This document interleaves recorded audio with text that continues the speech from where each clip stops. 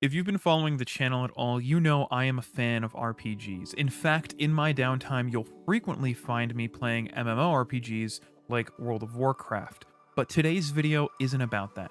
Today, I wanted to discuss RPGs as a whole. For many like myself, RPGs can hold countless hours of enjoyment, whether it's in the post-nuclear wasteland of Fallout, the snowy Northrend in World of Warcraft, or the catacombs of the moon in Destiny.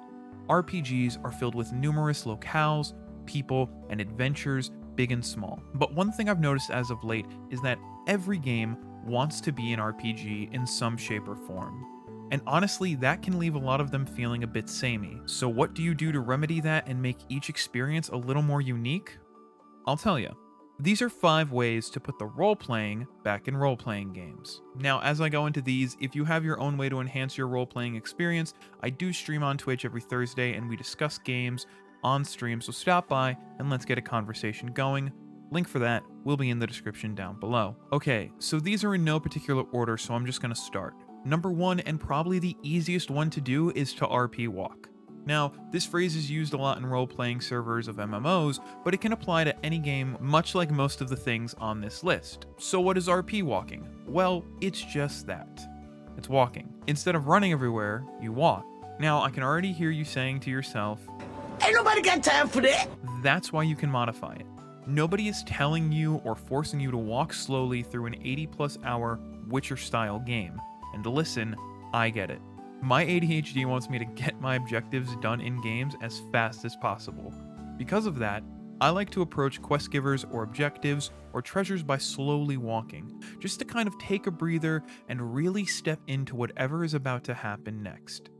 Also, if you choose to RP walk, you get to see the world that the devs crafted for you. So that's a plus. Second on this list is play on an RP server. Obviously, this only really applies if you're playing an MMO with RP servers or realms. And for those of you who don't know, basically an RP server is a server where players really lean into role-playing. That could mean walking throughout the town instead of running, or coming up to you and talking as if they've just met you on the street and staying in character.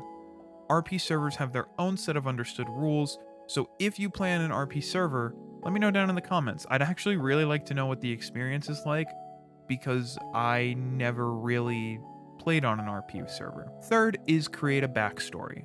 Now, some RPGs give your character a set backstory. However, for games that don't give you a concrete backstory, or are a little loose with what your backstory is, make it up.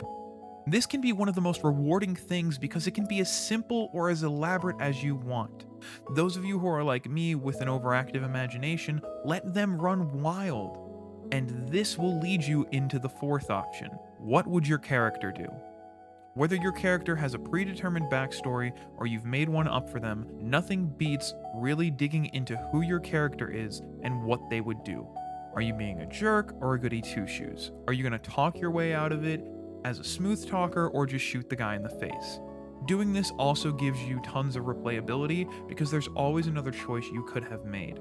Now, this point mainly applies to those single-player RPGs like Fallout and Skyrim where you have a bunch of dialogue options, so most MMORPGs don't really give you this kind of choice, so just keep that in mind. Finally, picking a playstyle and playing that way. This point and the last point are similar, but I like to think this one is a bit more gameplay and mechanic focused.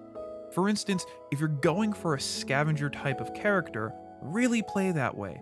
Loot everything, search for hidden goodies, scrap together every bit that you can, build your own gear, all that good stuff. Depending on the RPG, this can range from your class type to little things like if your character crafts their own gear or not.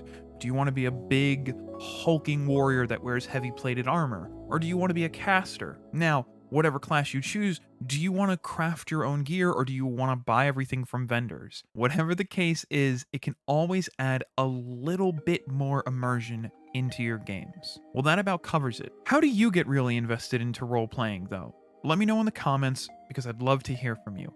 Otherwise, hit the like button if you enjoyed today's video, and click the subscribe button if you want more, and the bell to get notified on my next one. Until then, always remember to keep gaming.